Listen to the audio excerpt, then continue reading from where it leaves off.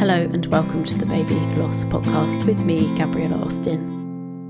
This podcast is for bereaved parents like myself to share their story around baby loss and miscarriage. Today I am joined by Laura, who tells the story of her daughter Margot. Margot was born after her due date in May 2020. After complications in labour, Margot spent 3 days in NICU. Sadly, Laura and Craig made the decision to turn off Margot's life support machine. Many of my new friends I met through a charity called SANS, which is the stillbirth and neonatal death charity. Baby loss is unfortunately more common than people think and certainly more common than discussed. Whilst I would like to raise awareness around this taboo subject, my main aim is to provide parents with a safe place to talk about their babies, wherever they may be in their journey. 2020 was a year like no other. Loneliness set in for many, bringing back feelings and memories of loss. There is no judgment here and every journey is different. Welcome to 2021, where we tell the stories of our babies gone too soon. Trigger warning for this episode: discussion on baby loss, miscarriage, baby intensive care unit, medical negligence, COVID-19, and contains explicit content. When you are ready to tell Margot's story, it's over to you. Right, well, morning, and Gabby, thanks so much for having me on your podcast. You're welcome. Thank you for coming. No, it's a real honour. It's been a real good journey for me listening to your other podcast, actually. So, a brief introduction. I'm Laura. Margot was born 9 months ago tomorrow. She was born in the midst of this first pandemic, so all a little bit crazy. Craig and I have been together for 4.5 years, but we first met when I was living in London. Back towards the end of 2013 we first met. So, we've had a bit of a gap, and he's in the military, so he went, got posted away. So we went our separate ways for a bit, and then the universe brought us back together. We got pregnant in August 2019. Margot's our first baby, first time mum, and we were not trying. We just didn't want to put too much pressure on, and just kind of in January 2019 removed, we just kind of went from there. So it was, we're both really excited. I found out in the September Craig was away with work up in Scotland for like 4 weeks, and he'd been on ship for ages, so they'd all just gone to shore to watch the rugby, and he'd already had a few beers. So I remember when I called him, he wasn't answering, and I was just like, so I WhatsApped him, and I was like, babe, can you call me back? And he did. He called me back, and I was like, are you alone? He's like, yeah, I've gone outside. And I was like, are you sitting down? Yeah, I did. I said that. I was like, you sat down? And he's like, what? And I was like, well, that thing that takes 2 people to tango? And he was like, what? And I was like, I'm pregnant. And his reaction was just amazing. He was like, what, babe? Like, oh my God, are you serious? And I was like, yeah. And I got really teary. Yeah. And I was actually at my friend's house when I took the test, because I was just like, I'd been really late for periods by like 2 weeks and by like 10 days. So this was actually like my 5th pregnancy test that I'd taken. Yeah. And so I was really blasé about it. I picked it up, I was buying shampoo, conditioner, I was just going around to my friends, like one of my best friends, for a cup of tea and just a little girl's natter. And I was like, I'm just going to go to the toilet and I'm just going to do this. She was like, what? And I was like, yeah. I was really casual, not expecting to be pregnant, just expecting my period to be, like 7 days late. So I did it, and I was like, oh my God. Pull it out of your handbag at your friend's house, like go upstairs. Yeah, because I was really just not expecting to be pregnant, just not expecting it.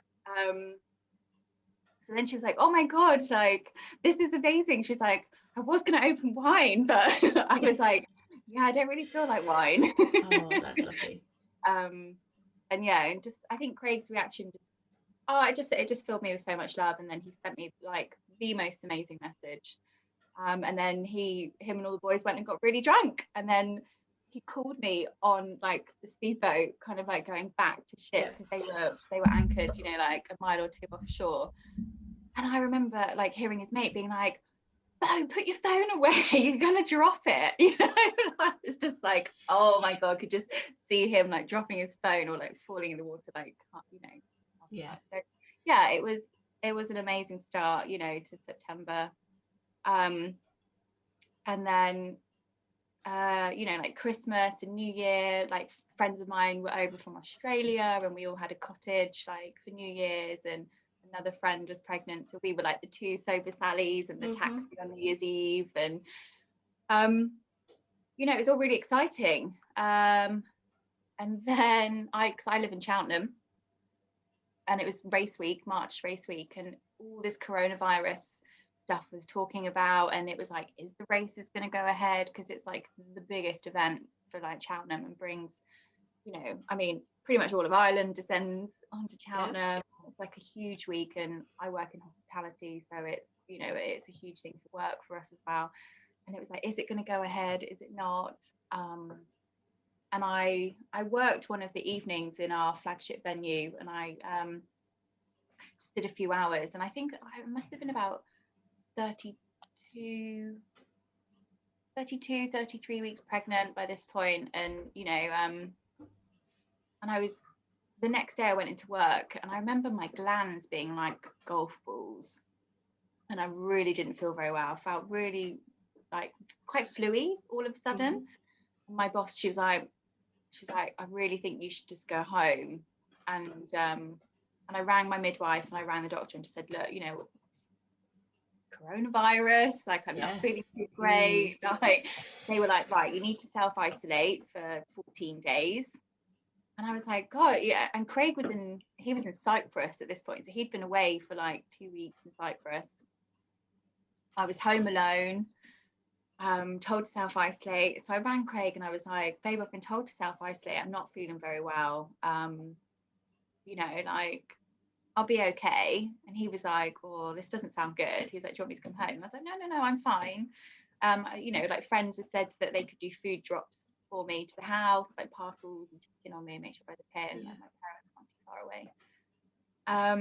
And then later that afternoon, I got a picture of a plane ticket, and Craig's sergeant major, and just said no, and booked him on a commercial flight. And he got home that evening about midnight, I think. And then that was it. That was us in lockdown. And Craig was home with me right the way until so Margot's due date was the 5th of May. My pregnancy was textbook normal. You know, I had a little bit of morning sickness, but I generally just felt seasick all day, most days, until about week 15, 16. And then that really settled.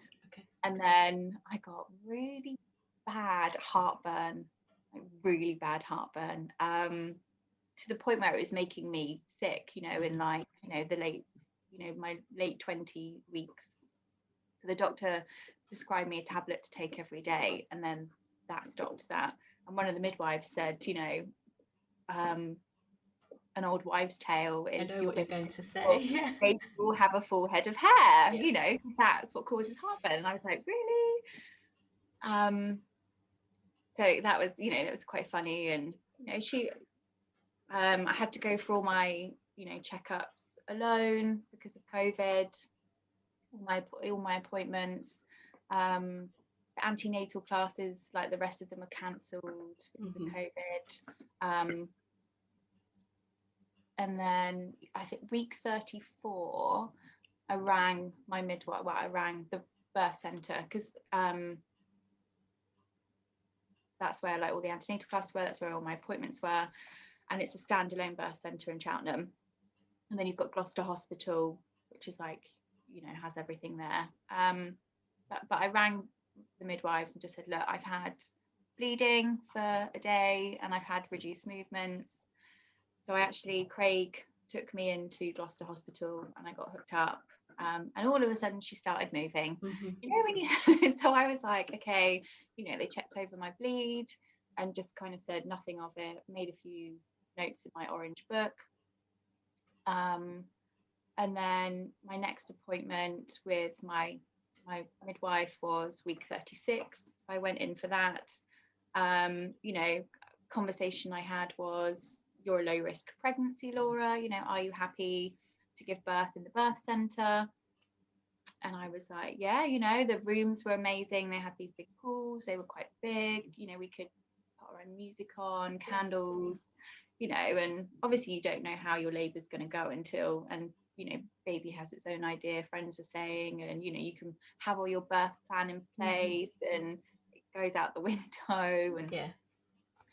And so I was feeling okay, feeling quite good.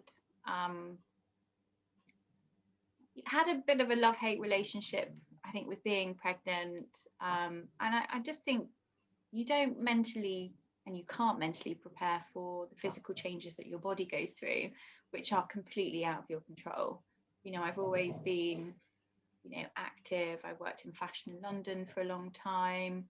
So I've always kind of, looked after the way I looked, and all of a sudden it was just like I had this growing belly and hormonal changes, and I don't think anything really prepares you for that. So I did find that hard, but had this massive love, I can't describe it, that talking to my baby, and we kept the sex a surprise because I was just like, it's one of life's very few surprises that you can keep, and Craig was like, oh no, let's find out. And I was like, no, I don't want to, like I'd quite like to have a surprise. So we did, the nursery neutral, and or like gender neutral clothes, and like my nan knitted a couple of different size cardigans, and so I had all of that. And my parents very kindly bought us like our pram, and it came with like to the car seat, and we got like a cot bed so we could go to toddler, and you do all the things that you read up to prepare, and and as the weeks are going by, baby's growing, and according to all my checkups, Margot was growing at the right kind of rate, and then we went past my due date, so discussed having a sweep the following week. My appointments actually fell on the my actual due date and stuff. So she, if baby's not come in a week, then this time next week we'll just do a sweep and see if that helps get things moving. So I was just like, okay, cool. Again, that week came. Still no baby. And the weather, April, May last year was so hot, so it was like, and also, I missed my baby shower because I couldn't see friends and family, couldn't have a baby moon, couldn't do any of those things because the whole world was in lockdown. So I felt really quite sad, that I couldn't see my mum or my family, and and people couldn't see my bump growing, and it was just kind of all very behind closed doors. You couldn't do what you wanted to do, like what you felt it was normal, and everybody else had a baby shower, and everybody else saw their friends all the time, and so like when you do kind of grow into your mindset, when your mindset grows into your baby body, I think, and you're proud and you do want to show it off, and I think it is a really beautiful, magical gift what women can do. And so I felt very lucky because friends of mine had not been so lucky, and have had IVF journeys and miscarriages, and so I did feel very blessed and very lucky that I was on this journey of having a normal pregnancy. And and the scans were healthy and baby was healthy and all our results were good. And and I think I know exactly what you're saying. You can appreciate that everything else was fine, and if you were missing a baby shower, it's okay. It matters because I wanted a baby shower, but the baby's fine. So yeah, we it's a can, grand and once scheme of lockdown's over, the baby comes, and we'll just have to just do it all later, things. just later Yeah, than expected. Yeah. and thank God. I mean, we're so lucky to have the technology that we do, and FaceTime and videos, so we can, we can send pictures, in family chats, and and kind of do it that way. And then, so I had the sweep, and then 2 days later, I was, about 6 p.m. on Wednesday, the 13th of May, I said to Craig, things feel different. Something's happening. My body was getting ready. And I was like, I really want a Chinese takeaway. So we went and got Chinese, and I'm telling you, it was really good Chinese. Thoroughly enjoyed it. Couple of hours later, I was like, well, Craig was like, do you want me to run you a bath? And my midwife had given us, some milk with lavender in. She said, shake that up and add it into your bath water. And by using the milk solution mixed with the lavender oil, it actually means that it gets into the bath water and the oil doesn't just sit on top of the water. Okay. So yeah, he ran me a bath. I downloaded an app to track my contractions. So we were just like tapping that, keeping on track of them. Rang the birth center and just said, look, my contractions have started. I'm at home. I'm really chilled. They were all like, great. Just, are you feeling okay? I was like, yeah. Let's keep in touch, keep us updated, call us whenever, come in if you want to, and let us know. And my midwife was working, so that evening, so I did feel really relieved. She'd been my midwife throughout my whole pregnancy. So yeah, I did feel really relieved knowing that, because you don't know if what team's going to be working, or No. you can't plan for that. Life doesn't allow that. Yeah, I mean, I had Isabella at a completely different hospital, so the birth plan. So I didn't know any of the midwives. It could have been anyone, and it wasn't anyone. Well, and that could be quite stressful, can't it? So I think, sorry, I don't know if you can hear my puppy. Jaeger, what are you doing? Hold on, he's just got his bone. Oh, okay. Actually trying to get your attention. Yeah. Sorry, not ignoring you. So yeah, we just continued to track my contractions, and then I think we got to about 10:30, and I'd had 3 contractions within 10 minutes. And my app was like, we think it's time for you to go to hospital. Okay. So we rang them and just said, look, my app's saying this. And then we did another 10 minutes of 3 contractions within 10 minutes. And they were like, wow, things have really accelerated. Do you want to come in? And I just said, yeah, I think we'll come in now. So hospital bag was packed. The car seat had been in the car for a couple of weeks, and had a bag of snacks for like Craig, and when you're just like, oh my God, okay, this is it. This is where my plan comes together. This is where all of my pieces come together. So we went into the birth center. Luckily there was a pool room available, which is really nice. Contractions, oh my God, it was just like, yeah, they were coming. And then I'd have one big one, and then a couple of like nothing contractions. They weren't strong. They weren't strong enough. But I think in stage 1 of labor, my body made me throw up. So all of my lovely dinner, that Chinese, Yeah, it all came up. I was sick quite a number of times, and so completely emptied my stomach. And I did have some gas and air, you know, and I was in the birthing pool, and my waters hadn't broken at that, you know, that point. But the gas and air was making me feel more sick, so I did stop that.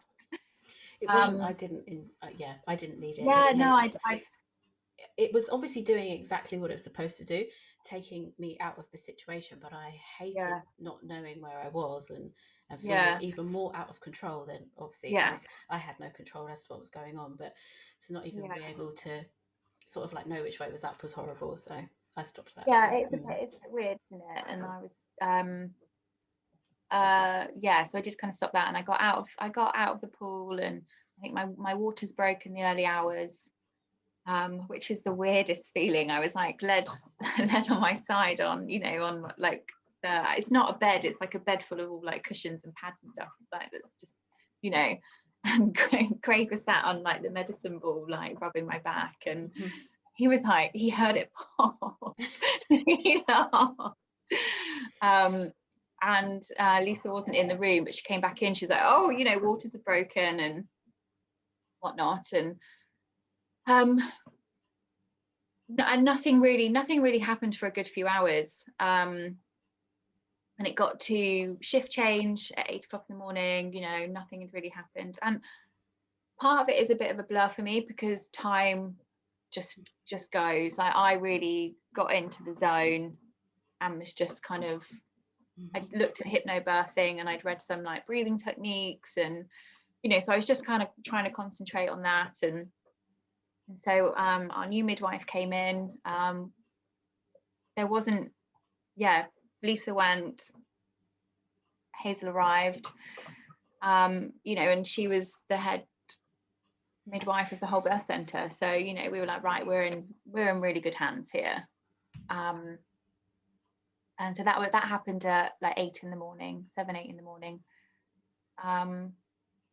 Got to about 11 o'clock, and I was exhausted. I hadn't been able to urinate, and they kept asking me to try to go to the toilet, and I just couldn't go. You spend 9 months, you know, going to the toilet like a baby horse, you know, like all the time. You know, Margot is using my bladder as a pillow, and you know, jabs in the ribs and all sorts, you know. And then all of a sudden I'm like, I can't go to the toilet. And I couldn't eat anything because I felt so sick. And so I was trying to have some Lucozade Sport, you know, for some energy, as well as having water as well, you know, just to try and stay hydrated. But it got to 11 and I was exhausted, and I said, you know, I'd like an ambulance now. I think I need to go to Gloucester. Like I'm exhausted. And nothing was said, nothing was called. I carry on, I'm trying different positions, you know, head's in the right place, you know, they can feel a full head of hair.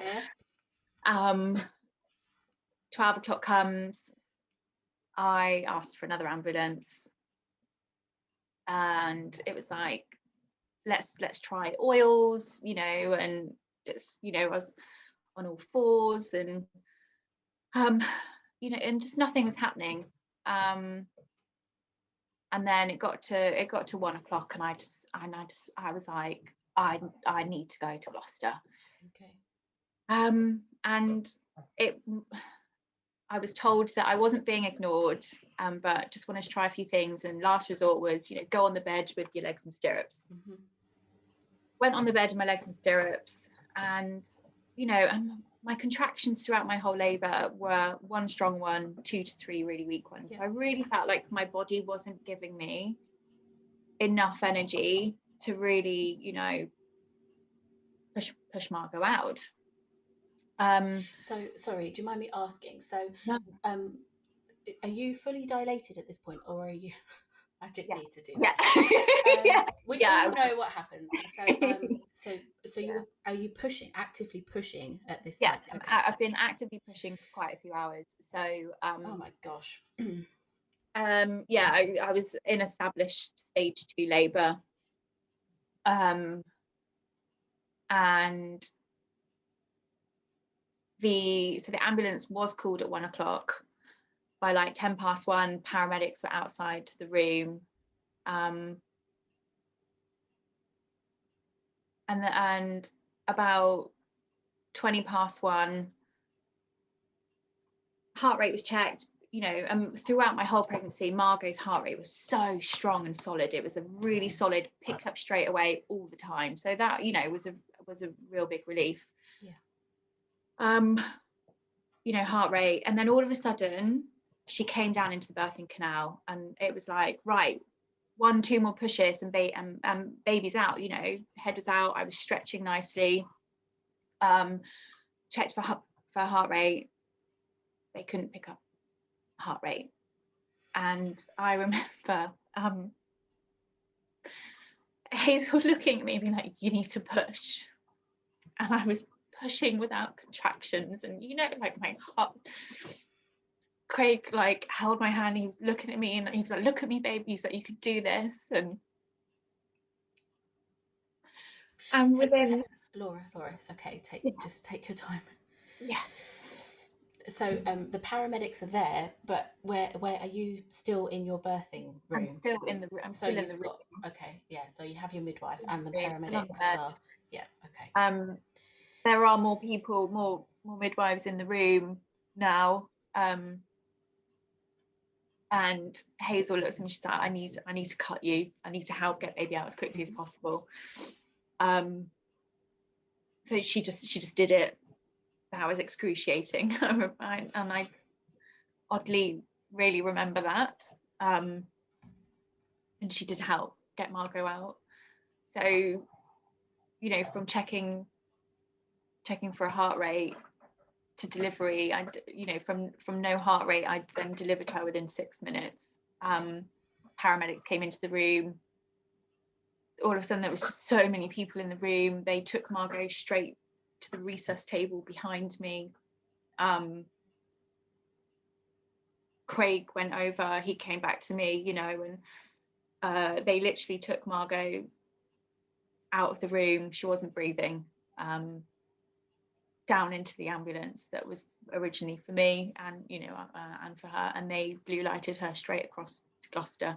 So Craig went down with her, and then came back up to check on me, and I just said, just get in the car and go.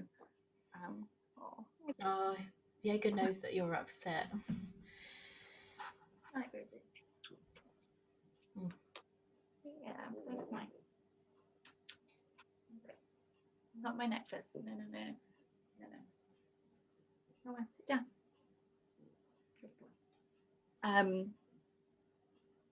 So yeah, Craig went just straight after, and I had to deliver the placenta. I had to be stitched up, have a shower and everything. I didn't even know, they were, for the first minute or two, I didn't even know whether she was a girl or a boy. I hadn't seen her, and all of a sudden my baby is gone, and she wasn't breathing, and I knew it was serious. And all the midwives are trying to reassure me, and they were like, you need to eat something. Fuck eating. Like, I was just like, I needed to get showered, I needed to get dressed, and I needed to get to my baby.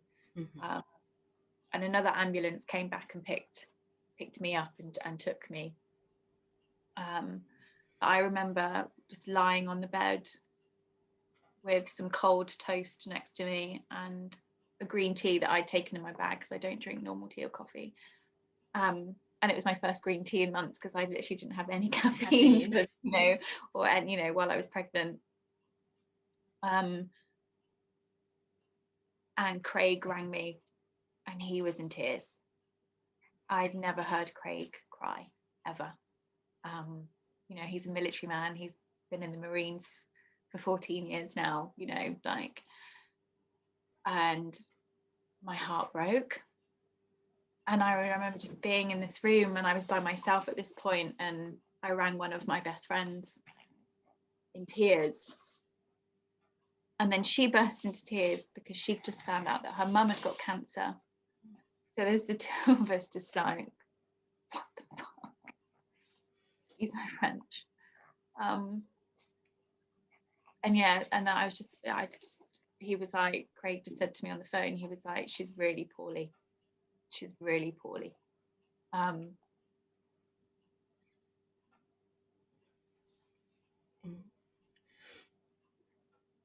so sorry. Nothing prepares you for that. So when I got to Gloucester, we got taken to this private room and a consultant came in to see us. His name was Eli, and he was actually from NICU in Bristol, because the Nest team coincidentally were at Gloucester Hospital dropping off a baby to finish its recovery, like a premature baby to finish its recovery. So they were there at the time that Margot arrived, and as soon as she arrived, you know, the team, Craig said the team were amazing. You know, they put her in a cooling jacket straight away to get her body temperature down, which is basically to try and prevent any further brain damage, any seizures. So they reduced the body temperature down. So by the time I got there, you know, she's in this, you know, travel unit and cot and incubator, and she's, you know, machines, wires everywhere, you know, and she's wrapped up in bubble wrap and this cooling jacket, and I were, you know, sitting in this private room and a nurse coming in being like, we need to do a COVID test for you. So she holds my head, shoves this thing up my nose and my throat. I thought I was going to throw up, you know, and obviously it's easier to test me than to try and test Margot, you know. So it was like, and it came back negative. And yeah, I remember the consultant just being like, look, she is really, really poorly. And he's like, I don't want to sugarcoat this for you. And Craig and I were like, we don't want it sugarcoated. We're both very similar in that aspect. We want to know the facts.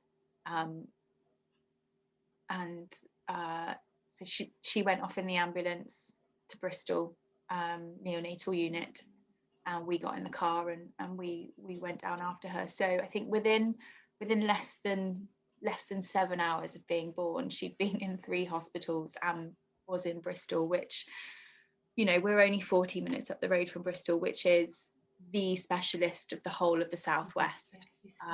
So, and the fact that the team was already in Gloucester, you know, time wise, was incredible, because it did really help prevent any further damage. So she was born on Thursday the 14th of May.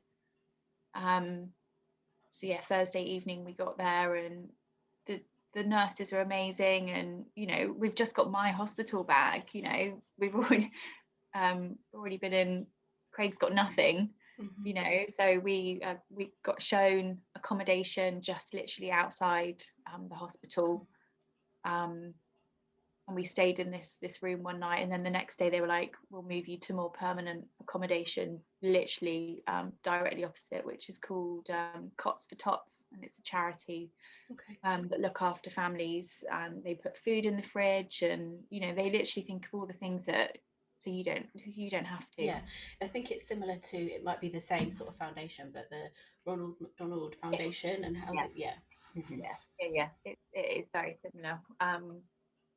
So, and, you know, but also, Laura, in those 7 hours, everything, so much has happened to you physically and emotionally. Like, it's just this. You just can't believe it. It's not. I know it's incredibly, knowing that Margot was that poorly, but you're also dealing with you have to deliver the placenta, then you have your stitches, and you still don't feel well, and 7 hours later you're in a car. You know, honestly, I'm so sorry. listening to everything about Margot, but also just thinking about everything that happened to you as well. Yeah, it's Like, you don't think about you though. I didn't care about me, you know. And but you know, for some reason I hadn't been discharged properly from the hospital. So when I got to Bristol, I think Gloucester had already been on the phone to the midwifery ward above where we were for Margot, and two midwives came down to see me. They took my blood pressure, they checked up on me every few hours, because they had to make sure that physically I was okay. Yeah. So they were amazing, and they did say if I need anything from them, just, all I had to do was just call up to the ward. I could literally just go up the next floor up to see them. And so it got to Friday afternoon, like Friday mid-morning, and I just said to Craig, look, jump in the car, go home, take my bag, change over some stuff for me. I need more stuff. Like, I need packed so many things, and and Craig needed stuff, and he didn't even have a toothbrush, bless him. So yeah, Craig went home and picked up a load more stuff, and I just said that just try and eat something, and neither of us had really eaten for like two days or whatever it was. Yeah, Wednesday evening I threw everything up. So Thursday, so come Friday afternoon we'd not eaten for ages. So tried to eat something. And again, the hospital were really great. They brought us like sandwiches and food, and we just I just couldn't eat. And seeing my daughter, in this incubator, and she was 7 pound 3.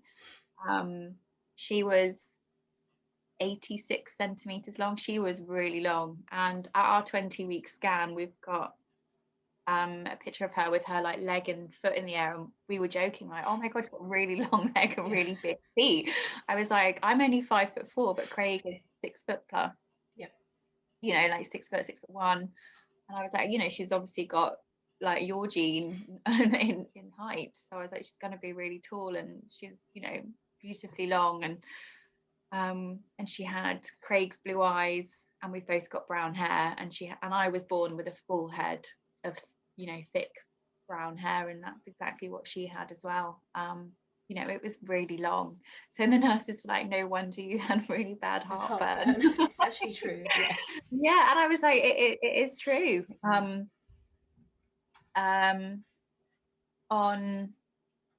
the Friday, the nurses and doctors asked us if we wanted to do cuddle therapy.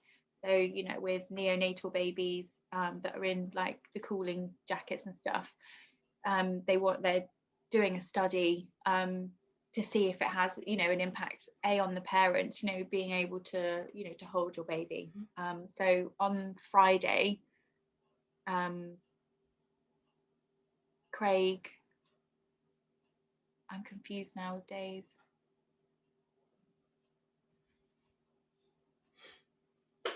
I think the Friday evening, I held Margot for 2 hours, and so once it takes like at least 2 nurses to move her into my arms.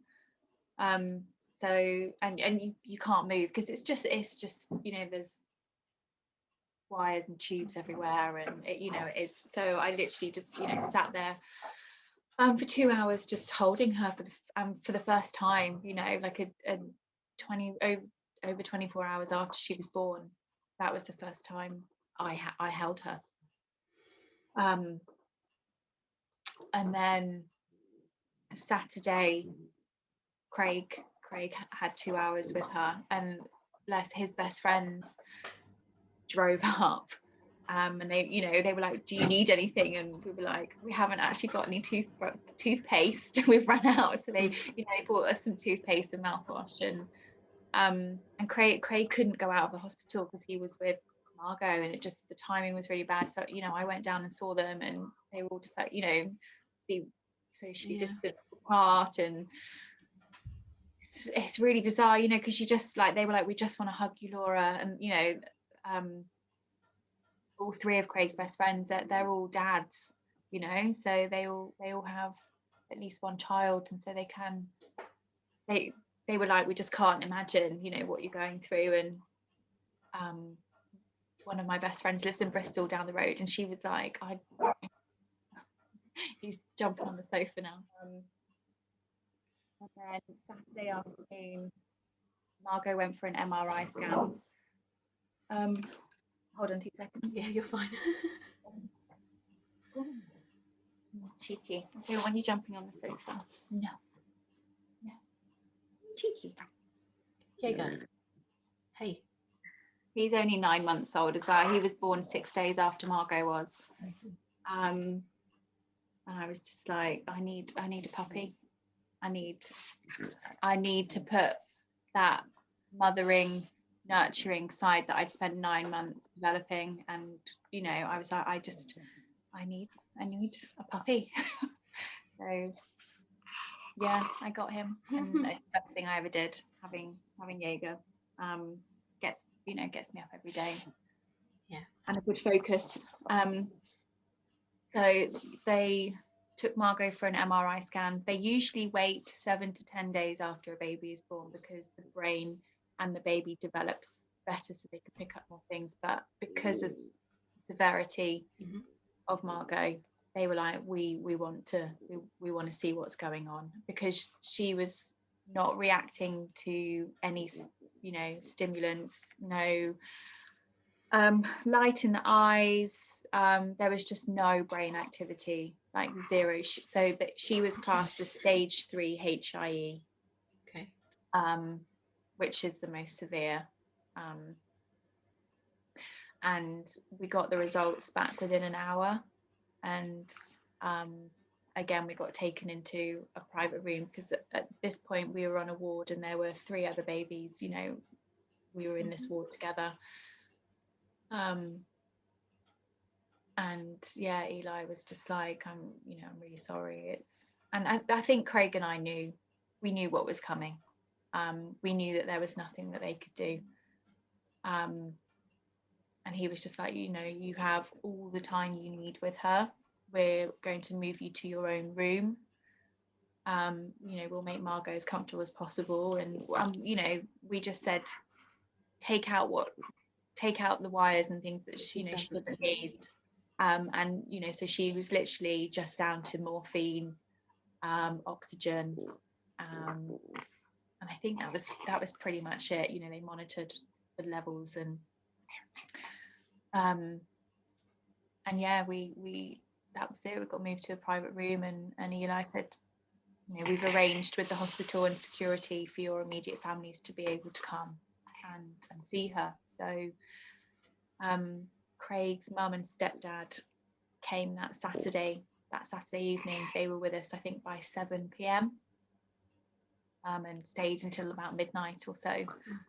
And Barbara, Craig's mum, had, you know, 2-hour cuddle with Margot. And then Sunday, my parents, my brother and his girlfriend came up. And because there was the 4 of them, and Craig and I just said, look, you know, with the cuddle, you can only do it for, you know, I just said, I'm really sorry, you know, no one's going to be able to get to cuddle Margot, because it is just too stressful. And I don't, she was having seizures, and it was just, you know, it was just too much. So I just said, little body. Yeah. And one of my best friends, she hadn't been ordained at that point, but, you know, she's on her way to becoming a fully qualified vicar. Yeah. And I just said, I'd love to do like a blessing, like, you know, christening, and I'd love for you to do it. And so on the Saturday, you know, she prepared this and did a little document, and, you know, she put some readings in and some prayers, and we had Zoom by that point in COVID. And so, you know, my uncle in Ireland, We managed to get him everyone's emails, and he'd set up this Zoom and sent out, you know, the login and the passwords to everyone. And, you know, we were doing it at, you know, 11 o'clock on the Sunday, so everyone was getting ready to log in. My dad had brought laptops to the hospital, and then it's the one day, I think, that Zoom went down across the whole world. Technical issues. It literally did. The Zoom went down. And I was getting really stressed, and, you know, like so many friends and family had wanted to join us to kind of, you know, to see and be a part of it, and they couldn't. So we had to just do it over FaceTime with my friend Catherine. And my brother recorded it so we could then, you know, send it out to the friends and family. So that was, I think, you know, that was really important. My grandpa was a minister, and, you know, my brother and I are christened, and it was very important for me. Yeah, I needed that. Yeah, yeah, I did, and I wanted Margot to have that, and that was really special. And then my parents and brother went. I think they went about 3 or 4 o'clock. And then I think by that point, you know, Margot's feet had started to go really cold, and it was almost like she was telling us she was ready. It was time. So we, you know, we said to the nurse, you know, it is time. And so Margot was in my arms, and when we took out her oxygen, and they say, you know, they don't know how long she's going to go on for. It can be minutes, you know, it can be really quickly, or it could go on for like 20 minutes. And, you know, they were like, she will take gasps there, just, you know, to warn you. He's jealous. You haven't spoken to anybody. But, well, you have, because I know that you've been FaceTiming your friends, but he doesn't know who I am. I'm just like, we went on a really long walk to try and tire him out, so he would just sleep. But oh no, it doesn't work out that way. He'll go to sleep after we finish, and he'll pass out because that's so he's making no difference to me, by the way. So he just have him up here. He's just really hyper and wants to play. So, but yeah, Margot actually went on for an hour and a half, you know, breathing in my arms. And so we only took like 3 pictures. Craig took one of me and Margot together. We did a selfie of the 2 of us with her, and we took one just kind of like of her, because it was the first time that we'd seen her face without any tubes, any wires. She was quite swollen by that point though, because there was a lot of water retention. You know, she hadn't been able to urinate, and so she's got these really, like, a really chubby face. And but yeah. And then one of the nurses that was working was a photographer, and they give you a memory box, and in this memory box was a camera chip, and they have a camera that you can borrow. So he came in and took some pictures of Margot for us that I will cherish, and Craig will cherish, you know, forever. That is you know, look really professional of her. And, you know, we bathed her and washed her and put her in, you know, her little outfit, and there's a teddy that's in the box, and one, you know, so you keep one and one goes with Margot. And we did I've actually got it here. I didn't bring it down from the nursery, so it's called I can't really see, Sweet Dream. Yeah. So, I mean, my cousin bought this teddy, so we've got pictures with her with that.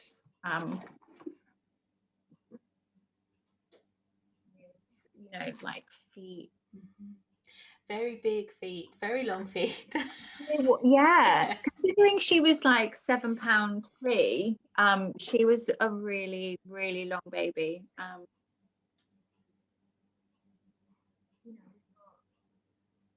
her little, her little hat that she went, and baby Harvey.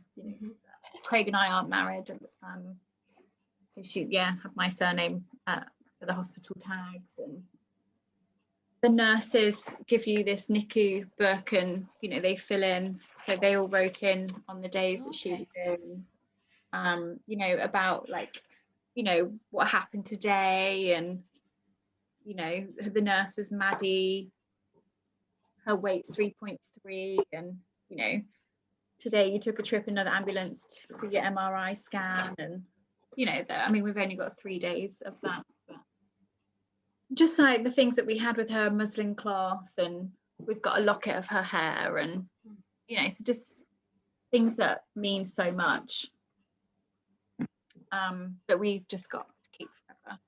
Yes. Her hat, it's in the little plastic bag. Do you open it, and does it smell like her? Yeah, I feel like that. Keep the smell in in like, there. Yeah. But I do feel like it's kind of gone now. And it's only been 9 months. You're probably just used to it. Yeah, I guess we are. I hope so. I think, And like the bunny, that was right next to her. So Craig and I, in the early days, would go into the nursery separately and just kind of smell it. And I've left the nursery up because Craig was like, "What would you like to do?" And I just that third bedroom is not meant to be anything else. I have put, it had an open rail, so I had all the clothes hung up, from 0 to 3 months, 3 to 6, 6 to 9. So, and I'd had put them all together, but I have folded them and put them away in like chest of drawers, and and we donated so much to the hospital actually when our bereavement midwife Nikki came round for the first time. We'd stocked up on so many different size nappies, and baby wash, and a couple of friends of mine had donated loads of things, and so I had slings to, like the body wraps and breast pumps, and I just said to my friends, like, look, do you mind if I donate this to the hospital, because it goes to new mums who have nothing. And I really felt like it was the right thing to do. And Nikki's got a 4x4, and we filled her boot with all this baby stuff, and she was like, are you sure? And I was like, well, yeah, because it's stuff that we don't need. We can buy nappies again in the future if if and when, and so it felt like the right thing to do. And Nikki replied, and she was just like, the staff are overwhelmed, and it's a lot of it is already gone to good use, and there are mums that are really grateful. So that was the start of, like, I think my process of trying to turn our negative and at least do a bit of a positive, for other people, just to try and help. We did choose to wait to have her funeral because we were told by our funeral directors that the rules are changing, because at the time in May you could only have 5 people, and that included yourselves and the vicar. Oh my gosh. So how would you then choose 2 other people? So we waited 4 weeks after saying goodbye to Margot on the 17th of May. We waited until June, so we could have up to 20 people attend the funeral, and so we had some friends and family come, and they streamed it so people could log in, and they record it, so we've got the recording of it now. And she's in a really beautiful spot in the crematorium. It's like this little baby children's woodland area, and it's very quiet and peaceful, and it's a really beautiful plot. And her headstone is almost ready to go down. I found out yesterday. So but Craig's away.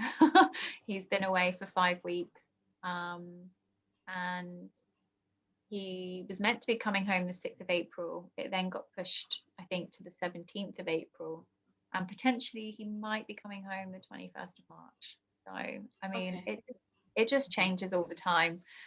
And again, yeah, we're still in lockdown, so it's been really hard, because usually, you'd rally around all your friends, and I'd like, Craig would go to the pub and just get drunk with the boys, and I'd get drunk with the girls, and you both just vent. And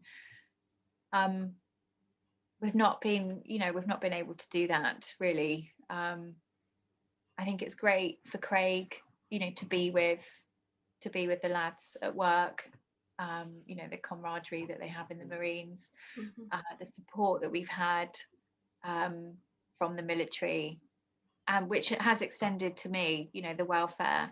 And we're not married, so for the military to do that, I think is amazing, because even for like 5 years ago, they weren't as lenient if you weren't married. Oh, okay. So that's been great. And my our bereavement midwife, Nikki's been amazing. But I have, connected with our mutual friend Helen, coincidentally, and another mum, Rachel, and that, I think that has been amazing, just to be able to have that WhatsApp group and talk to other mums that, because Rachel and Helen very sadly lost their daughters, who were neonatal babies as well. So it's been really nice to kind of talk to them, listen to them, and on the days, because they just totally get it. Friends and family have been amazing supports, but I really have felt that I haven't been able to open up on a level to talk to them, because it's just something they don't understand. And I think unless you've walked the road and the path, in a similar manner to what we're on, it is hard to understand. And I have had comments like, oh, you got pregnant really easy, you can try again when the time's right. Excuse me. That's not what I want to hear. Like, oh, yeah, that is just, I'm flabbergasted, when that really knocked me for 6 months, when someone said that to me. And oh, you're young, and I'm like, well, actually, I'm pretty much 34. I don't feel quite ready yet to try again. So when we do get around to it, I'm going to be, around 35. So then I'll be classed as a geriatric mother. So all these things, and there are comments that people don't mean to say, but I think, baby loss is such a taboo subject. And I'd really, the reason why I wanted to talk to you today, about Margot and about our journey, is to try and really help break that stigma. And your first podcast that I started listening to, about miscarriage, and I'd never really been able to think of it, and friends had reached out who had miscarriages, and and they said they knew exactly how I was feeling. And that one word, exactly, really made me angry. It made me so angry, because I was like, how can you know exactly how I went? I went full term. I was expecting to come home with my baby, and that made me really angry. But over time, and listening to your podcast, it has really helped. Every baby loss is a loss, and every journey is completely unique, and it's difficult, because we as females grow that attachment from the minute that we find out we're pregnant. There is just a switch, that goes off inside of us. Got Tigger now. This is his new favourite teddy. And also, no matter how far you get in your pregnancy, we were all expecting to have the normal birth, and the baby just lays straight on your chest, and the baby's crying, and you can breastfeed immediately, and then you put them in the going home outfit, and you get in the car and you go home to the nursery that you've prepared, and it doesn't matter when it happens. Like you say, the second you see that the positive pregnancy test, that's it. You've planned. that's it. You know exactly what you're going to do. You know exactly what you expect and what you want to happen, and it just gets taken away. It's that. I think that's the hardest thing, isn't it, for any of us? You do mentally plan your future, and you start thinking about schools or nurseries, or and well, family friendly holidays, and what Christmas is going to look like, and It's natural to think really far ahead. Yeah, yeah, absolutely. Oh, if we still live in this house, then the baby will probably go to that nursery, and then it'll probably go to this school. yeah, And then by the time that happens, we've got another baby, and you're just so ahead of yourself. And when it's taken, it just crushes you, and it really, yeah. yeah. And And I think I do understand. mm, um, Not understand because I can relate, but I know we were honest about this when you said to me before that you just said, how can you feel the same? You know, you had a miscarriage yeah, and not have the baby, but and have a full term baby that's born alive, and then you don't get to take them home. But even when you have a miscarriage, when you've already worked out when your due date is going to be, and then on that due date you haven't come home with your baby, it's just, it's sad. yeah. It's incredibly sad.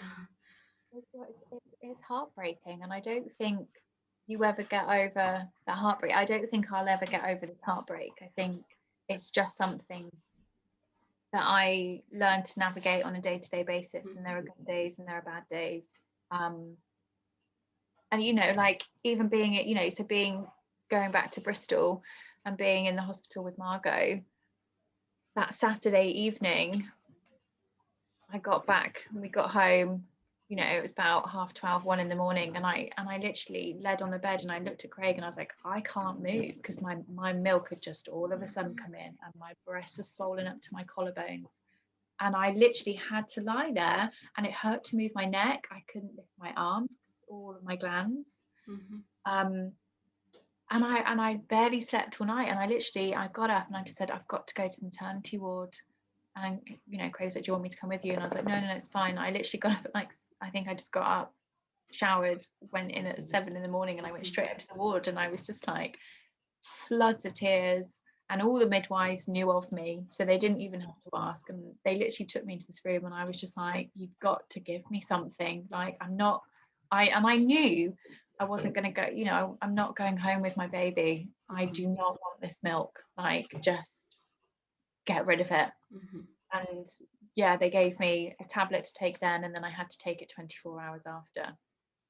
Still, it took a week to 2 weeks, and my breast was still leaking, we'd be at home, and I was still having to put pads in my bra, and like cabbage leaves from the fridge that my friend told my mum to bring, and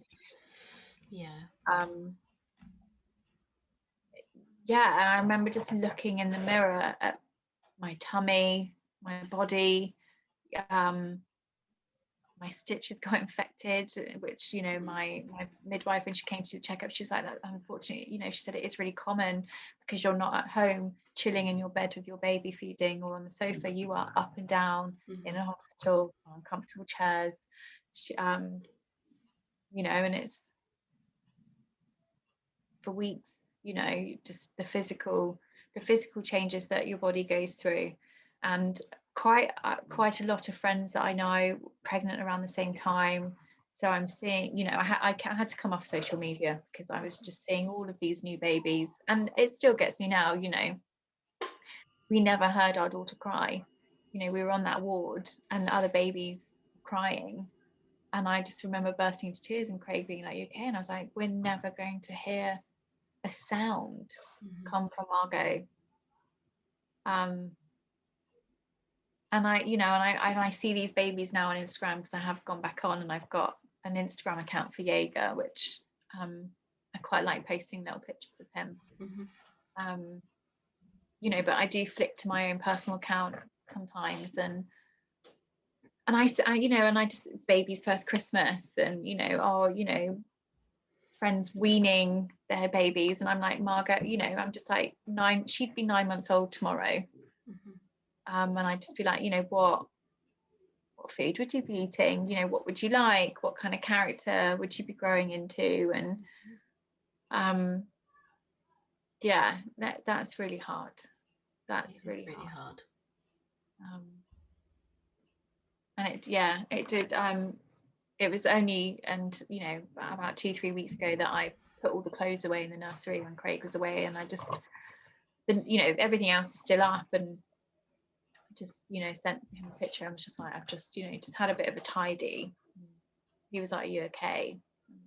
Yeah, I felt like it was time, just, and also like I'd quite like to use those clothes again. And I think because Margot didn't come home and she didn't wear those clothes, and you know, it feels okay, you know, for a future sibling, you know, to be able because to have you bought you bought those clothes because you liked them and you wanted your baby to wear them, and so they're ready for your baby. You know, it was, I think about 3 days after getting home from the hospital, Craig was in the garage, I don't know, keep him busy because that's what he needs to do. We've decked half of the garden. It was quite uneven, so you know, my brother came up and his best mate, and so Craig had a project in the garden, you know, and I remember just signing up to this French bulldog, like Casey Registered website, and paying and contacting breeders, and Craig was none the wiser. And then the third breeder I spoke to, I just said, look, is your blue boy available? And she was like, he's the only one left. And I literally went running out to the garage and I was like, there is a blue French bulldog boy puppy, he's the only one left. And I was like, he's meant to be ours, I just need him. And Craig just looked at me and he was like, if you need a puppy and you want a puppy, we'll get a puppy. And I then was on FaceTime with the breeder and she was showing me, you know, Jaeger, and he was, you know, like a day or two old and tiny in her hand and his eyes are closed, and I just knew he was meant to be mine, and paid the deposit over the phone. And you know, and then the next 8 weeks she sent me like weekly updates and pictures of him. And and I brought him home in July, and the best thing I ever did, because you know, Craig went back to work in June, and he is away, you know, Monday to Thursday, so and I was like, I just can't rattle around and, you know, in our house, like, No, just and you've got so much love that's just ready to pour out of you. It's just bursting, yeah, and it needed to your arms are empty and you need to cuddle somebody, you need to cuddle something, and you need to just exactly sort of just channel that love somewhere, and that's and you found that in Jaeger. He's a very spoiled puppy. Yeah. Literally, and he is the best snuggler. He knows when I'm upset, and you know, and yeah, absolutely, yeah. He gave you that cuddle halfway through, which is what I wanted to do. You know, if we were sitting on the sofa, you know, it's just, and you know, and there are friends that I've spoken to and said that I was doing this, you know, to talk about Margot, and they were like, you're so brave doing that so early. You know, it has only been 9 months. And I think, and I have been thinking about tomorrow, you know, 14th of Feb, everyone's thinking Valentine's, but Craig and I hate Valentine's. I've always hated Valentine's. I'm like, you shouldn't have one day to tell the person you love that you love them by spending a ridiculous amount of money on flowers and chocolates. Like, you should tell that person you love them all the time, every throughout day the day. anyway. Yeah, like, maybe not every day, because then you don't really believe it, but you know, you should say it when it's right, not because society and the world is telling you have to say it. So I've always kind of boycotted it. But no, I think it will always you know, tomorrow will really resonate, because I spent 9 months, you know, growing Margot, talking to her, building an unbreakable bond. And I'm like, how is it 9 months, you know, since giving birth to her and her not being here? Like how can time go that fast? Because I feel like I'm living in this limbo, I think because of lockdown, you know, but at the same time I'm actually really grateful because I've been furloughed, so I haven't had to go back to work yet. And I have at times just really not even wanted to pick up the phone and speak to people, maybe even for like a week.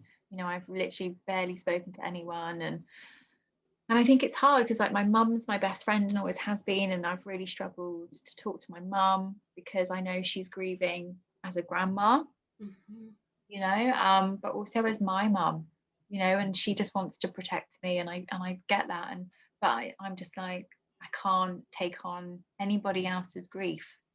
I've got to really channel mine, and I feel like I have got to quite a strong point. I feel like I have, with Craig being away for like the last 5 weeks, I've had to really stand on my own 2 feet, and I've not had him to lean on.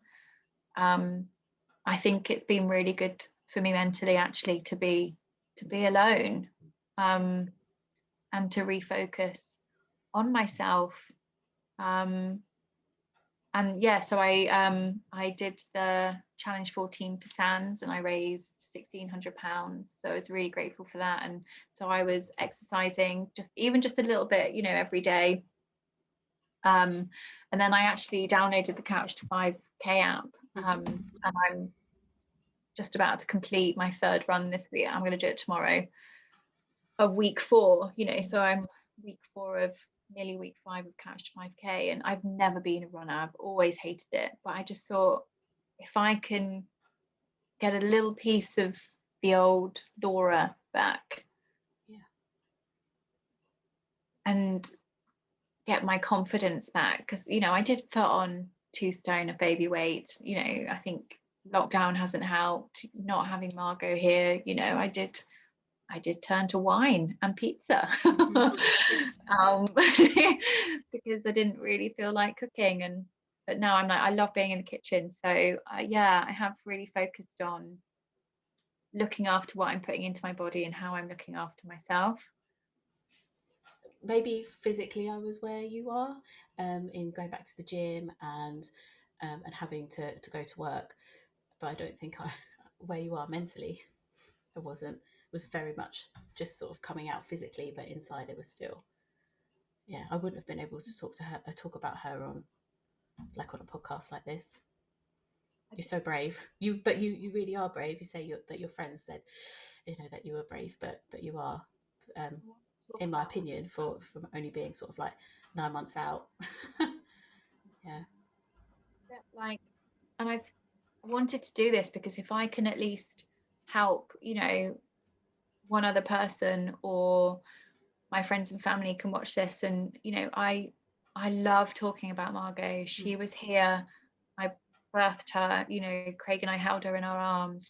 She lived on this earth with us for 3 days, and they are 3 days that we will never ever forget. And I don't want people not to say her name. So like colleagues, I did kind of, in between the lockdowns, I went back to work a couple of days a week in October, which actually in hindsight was too soon, but then November lockdown kicked in. So, and I'm a PR manager for a hospitality firm, so all of our venues are currently still shut and still on furlough. So I am quite grateful for that. But I did ask my director to tell all of my colleagues, because obviously they all knew, I'd go around seeing everyone, and I was very pregnant, and so they all knew baby was coming. And I wanted people to know, because I don't want to walk in and be like, oh, how's baby? But on the flip side, I was getting that in my inbox from external people outside of my company, who I had told I was going on maternity leave,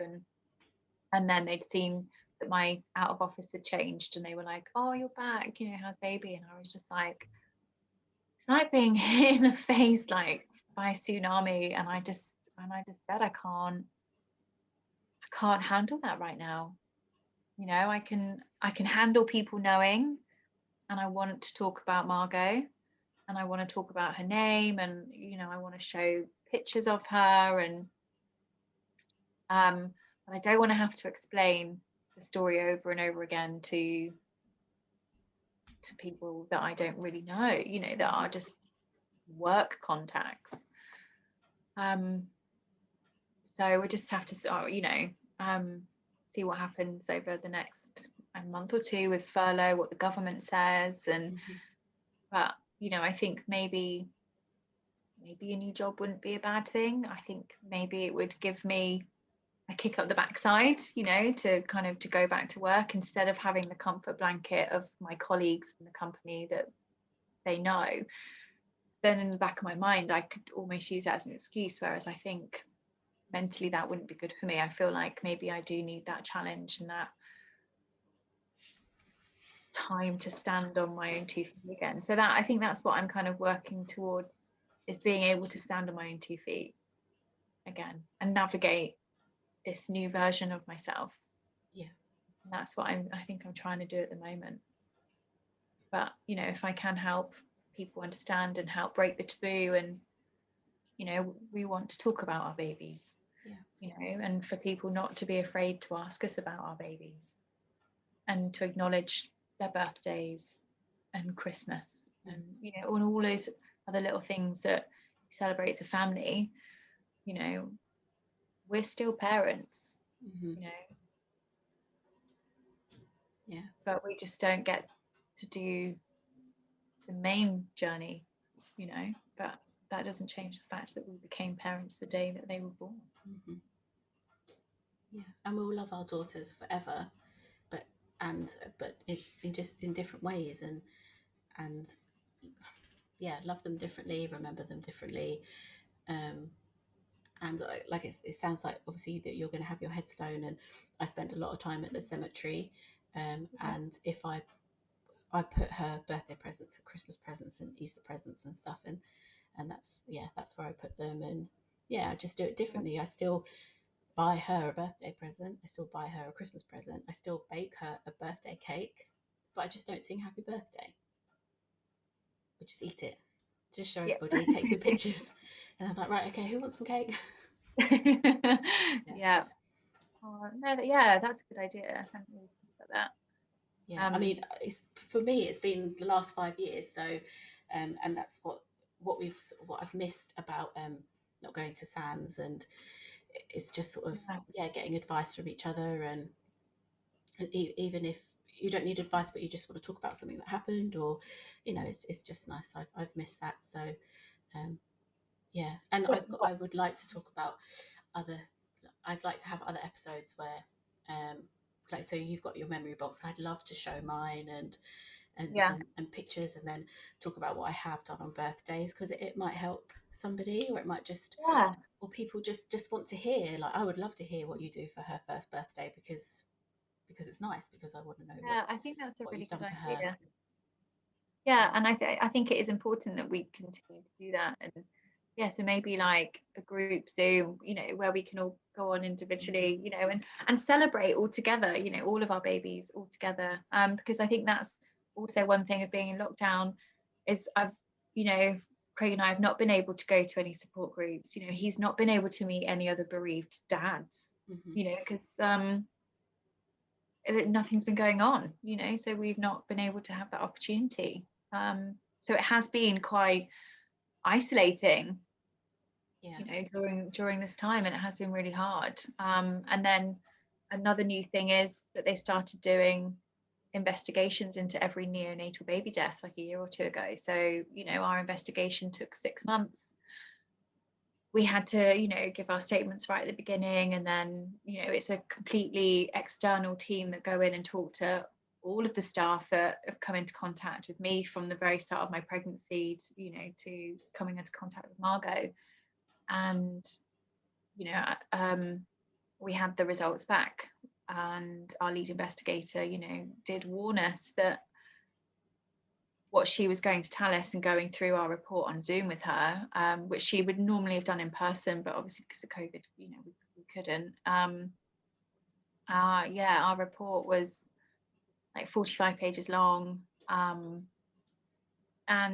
there were some very shocking finds that Craig and I were not prepared for, and they made 6 safety recommendations to our birth centre, which 6 safety recommendations I think is a lot, and so that's a whole another chapter of what's kind of going on in the background. and some unfortunately medical negligence, and if things had have been found and done correctly, things could have been very, very different, and Margot could be here with us.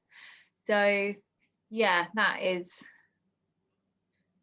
think that's why I feel like I'm living in limbo, because this is something that is going to go on for a couple of years, and but for me, I want to make sure that certain things don't happen to anybody else, and there has to be what's the word I'm looking for, not justice, but there has to be accountability for those things that went really wrong, that shouldn't have gone wrong for us. But yeah, I won't go into those, and we can discuss that when the time's right, when I'm able to. But yeah, so it's I think I am going to feel like a little bit of limbo for the next few years, but that's what I have to do for Margot. Yes. Yeah, definitely. And I'm so sorry, because I feel, obviously I'm sitting here listening, but I'm so incredibly sorry.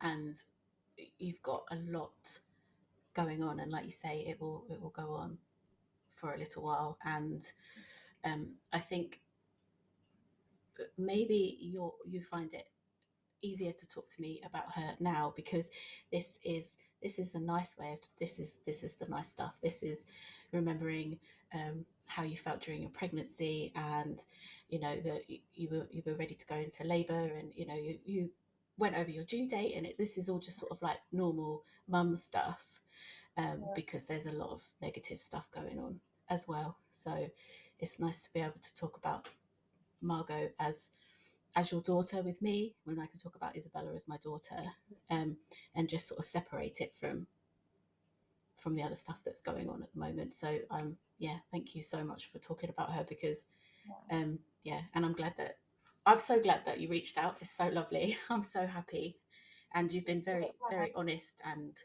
so that's really good, really nice. We all have to be, don't we? And it's a difficult journey. Oh baby. Oh, has he got blue eyes too? No, they've gone like an ambery kind of colour, but they were blue when he was a puppy. They looked blue even when he was just looking up then. So yeah, lovely. He's so sweet. Oh really? Yeah, he's lovely. Yeah, that's a struggle now. Yeah. But thank you for listening and allowing me to have a voice and a platform, for my voice, and talk about Margot, because she matters, and Isabella matters, and all of our babies do, and they're all together. She's in good company. She's I know she's well looked after by some of our greats, and